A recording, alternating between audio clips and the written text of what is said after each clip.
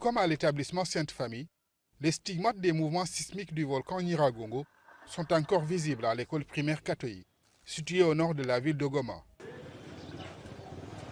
Les larges fissures, béantes par endroits dans les salles de classe, ont contraint les autorités éducatives à ne pas y reprendre les cours. À cause du tremblement, nous avons eu les conséquences des locaux, des salles de locaux comme ça qui sont abîmés.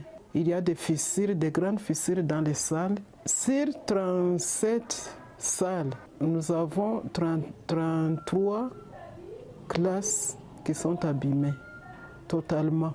Et il y a 4 classes qui sont restées intactes. Par contre, au lycée Kilimbio de Goma, les activités se déroulent normalement. Mais la peur d'une nouvelle éruption hante les esprits. En fait, j'étais un peu terrifiée lorsque c'est venu comme ça même. Dès que j'ai appris que notre quartier n'était pas ciblé, puis j'habite de l'PG. Lorsque j'ai appris que mon quartier n'était pas ciblé et il y avait les parents à la maison, alors on tenait juste les coups, mais ce n'était pas vraiment facile. Je perds en fait, vu que c'était la première fois pour moi de voir l'éruption volcanique, donc c'était la première fois pour moi.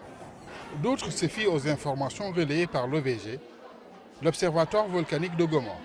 Sa mission principale est de surveiller les volcans actifs des Virunga, notamment Nyiragongo et Nyamulagira. On se sent très bien car les cours ont repris en toute tranquillité. On n'a pas peur car l'OVG nous a confirmé qu'il n'y a plus question d'avoir peur car ils sont en train de regarder ce qui se passe là au volcan. En territoire de Nyiragongo, près de Goma, alors que plusieurs écoles sont ravagées par les coulées de lave, d'autres sont encore occupées par les sinistrés du volcan. Une situation qui rend difficile la reprise des cours dans cette zone sinistrée du Nord Kivu. Je suis triste car le volcan a consumé toutes nos maisons et nos biens y compris. Maintenant, nous sommes venus rester dans cette école car nous n'avons pas où aller. Je n'ai rien. J'ai tout perdu. Nos enfants ne peuvent même plus aller à l'école. Les coulées de lave et les conséquences de l'éruption du volcan Nyiragongo du 22 mai dernier ont causé la mort de plus de 30 personnes, selon les chiffres officiels. Plus de 3000 maisons sont détruites, des centres de santé et des écoles également affectés.